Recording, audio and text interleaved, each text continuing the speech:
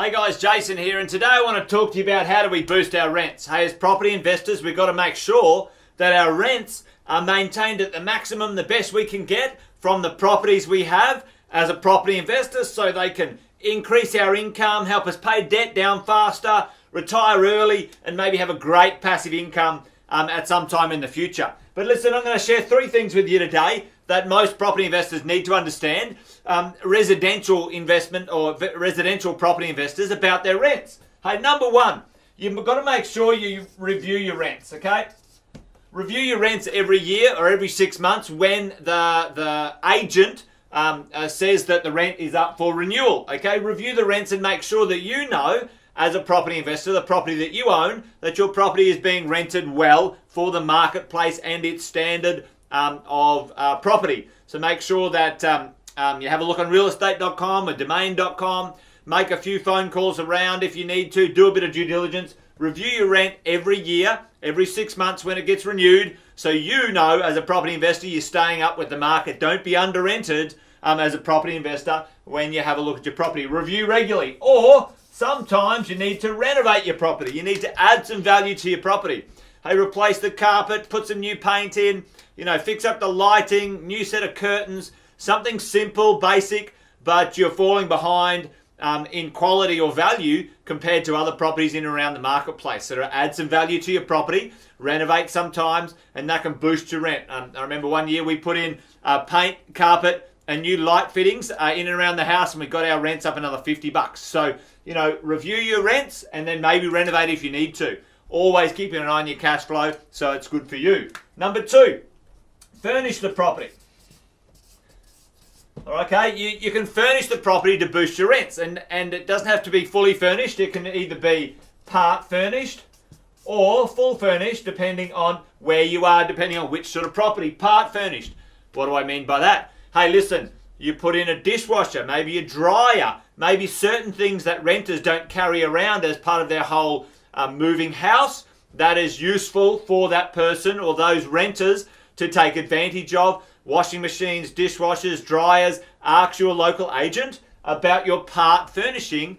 Maybe a television, maybe a big screen TV. A lot of people put in a big screen TV for apartments because renters only have small ones. So guys, have a think about part furnishing a property. Makes it more attractive, the right piece of furniture or white goods, furniture or white goods, and make sure that you ask your local agent what might boost the rent or make it a bit more attractive. Full furnish that property.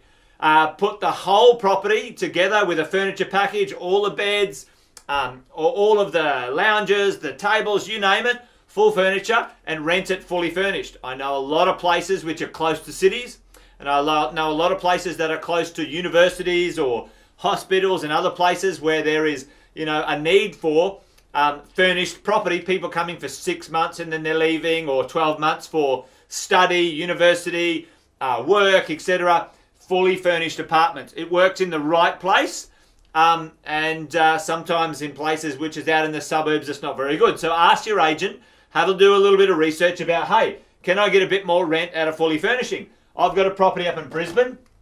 The normal rent on that property, the normal rent is $400 a week, which is normal, and fully furnished, it's actually $600 a week. $600 a week, which is great. A little bit tougher to get a long-term tenant at this space, but sometimes, depending on where your property is located, will work quite nicely for you as a property investor. So think about that. Maybe I'll put some furniture in. Great thing about furniture, really tax deductible. If you purchase some furniture, you literally get back 40 or 50% of the value of that furniture in the first year in depreciation. So it's pretty cool. Part furnished or full furnished in a long-term, these are long-term tenancies, long-term rentals. As you go along, maybe that can boost your income as a property investor for the right type of property. And last but not least, you can short-term let your property. Short-term letting, it's very popular now with the advent or the invent of things like Airbnb and stays and so on. Very easy for you as a property investor to short-term let the right type of property, which can boost your cash flow. Massive boost in your cash flow if it is the right type of property. You must have that, must have some furniture in that one as well. It must be furnished. and you have to manage it. Okay, manage that property there. You know, that can, people will pay anywhere between 15 and 20, maybe even 25% to other professionals to manage your property. And up here, these two, about between 7 and 10% rental management is the fee. So it's got to make sure, if you're going to furnish and short-term let the property, you've got to make sure it's worth it. One of the properties that we have, exactly the same property actually, is over $1,200 a week at an 80% occupancy, which is short-term let, which makes it worth it for us when we have this type of thing going on. So guys, there you go. You've got 3 things you can do. Make sure you review and improve your property over time to stay current with the rents.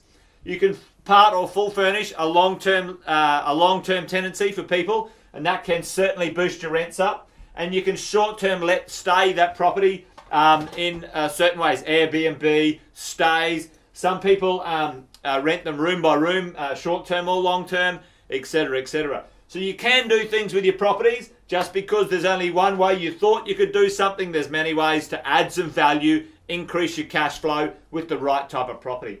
Hey guys, if you want to know more about this sort of stuff and how to boost your rents, how to choose the right property for the right income strategy, you've got to come along to one of our property investment nights around the country and hear from our coaches and our professional property investors who teach on this stuff all day, every day.